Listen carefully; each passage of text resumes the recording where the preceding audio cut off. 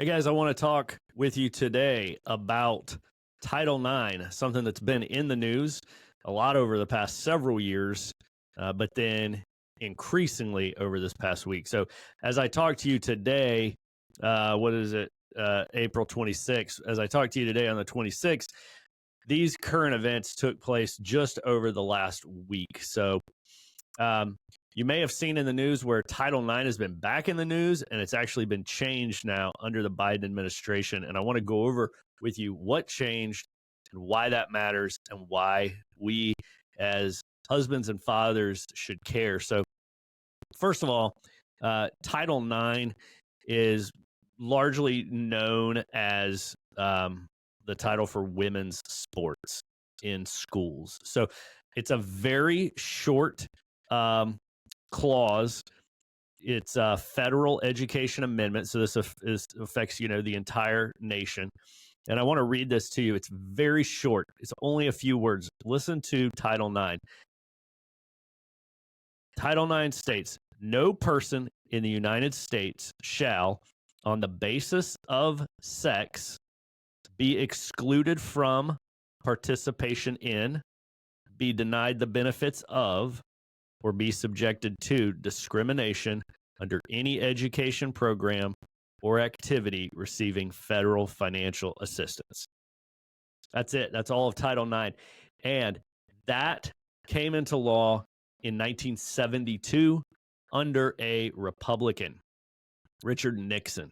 So this Title IX, everybody loved it. Everybody agreed with it. It gave women the opportunity to play sports in school just like men had. So if a school wanted to receive federal funding, it had to also offer women a chance to have sports. That's basically that's my summary of what Title IX was, and it came to be under a Republican.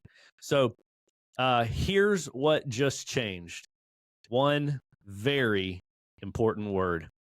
The word sex, which it said on the basis of sex. So nobody could be discriminated on the basis of sex. It now will read, no one can be discriminated on the basis of gender identity.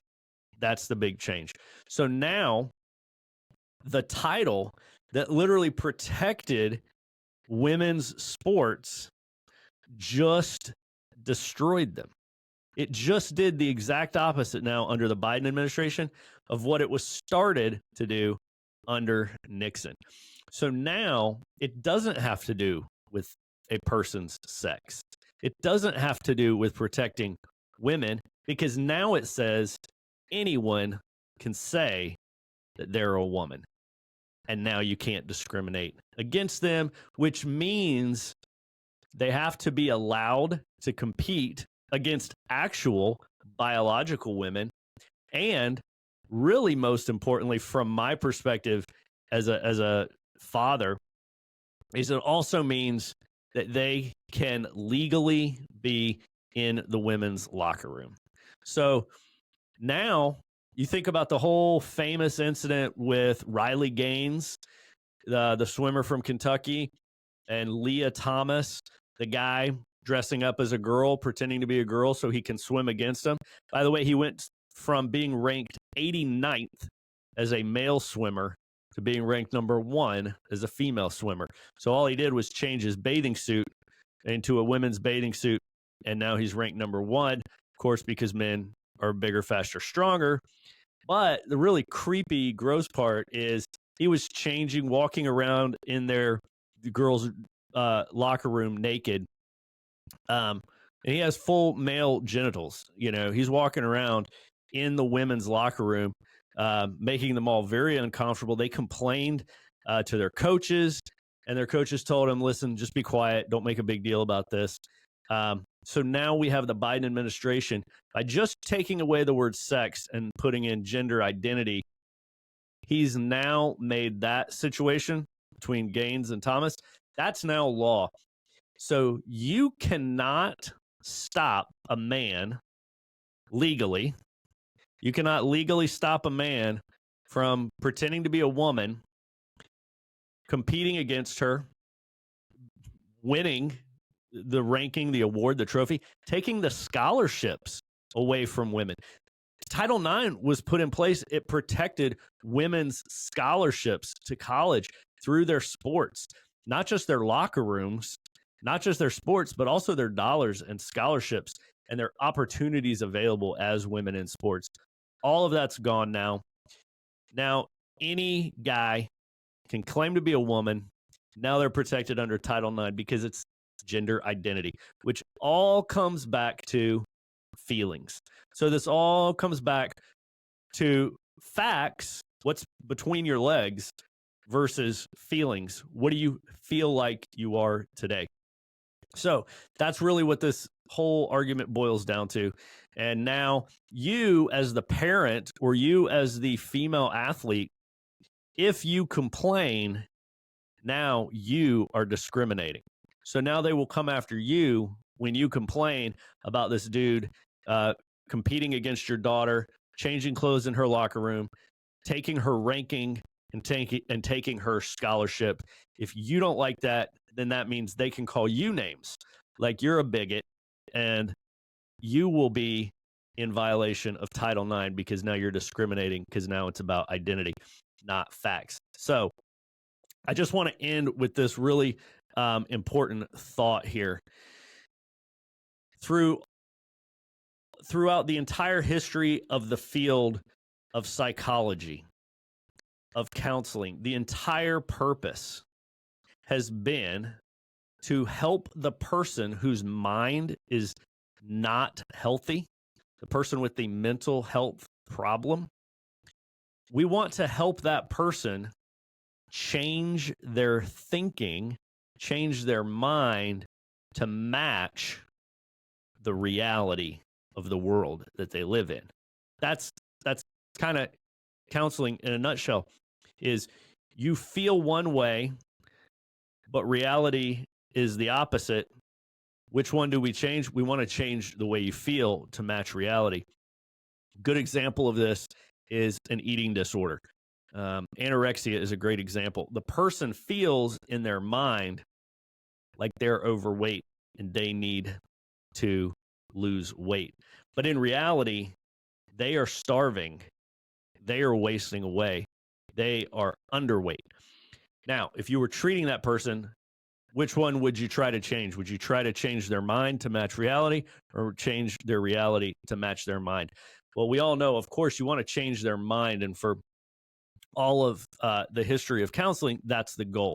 You want the person to understand, no, you're not overweight. You're underweight and you need to eat. But if you applied today's transgender thinking to this, you would have to confirm what that person feels. Hey, if they feel like they're overweight, then you need to affirm that, because that, we're being told, that's how you love the person, is you affirm their beliefs.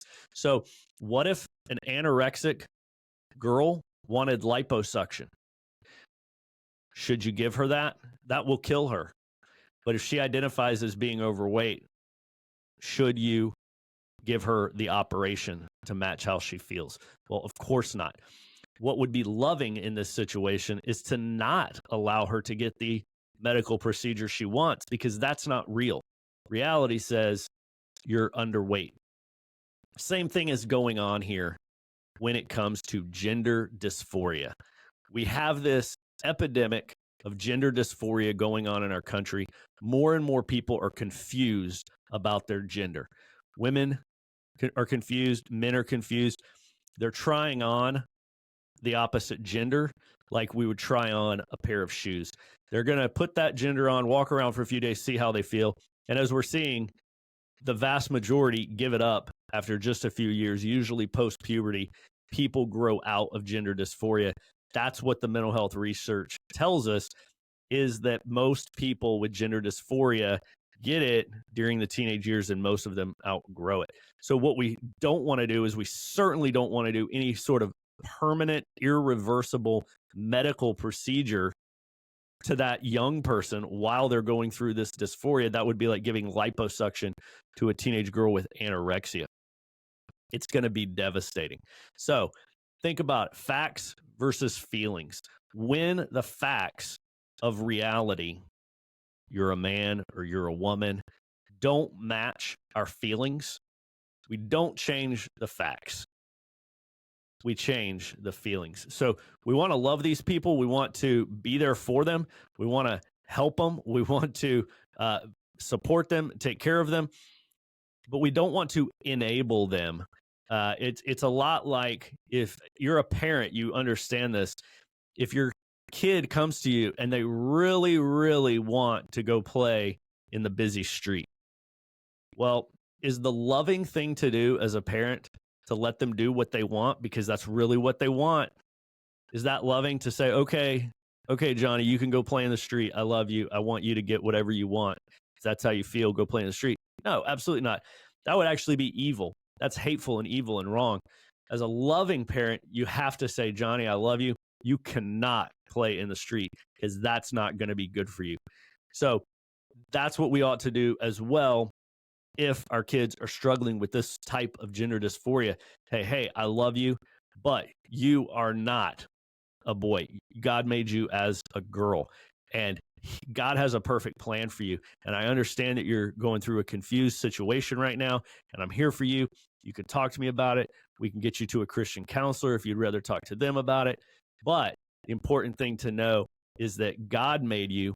You can look at your body in reality. The physical universe, you have been designed as a girl, and that's what you are. And so we don't want to alter that to match your feelings, which feelings are temporary. So guys, that's a little bit about Title IX, its history, and how it's just been drastically changed. It's so important for us as husbands and fathers to understand this, to know what's going on in the world right now so that we can take stands against it. Christians ought to be very active in the voting booth. And this is where we can affect change in our world. So if you don't like what's going on, don't vote for the people that are making it happen. All right, guys, see you around the fire.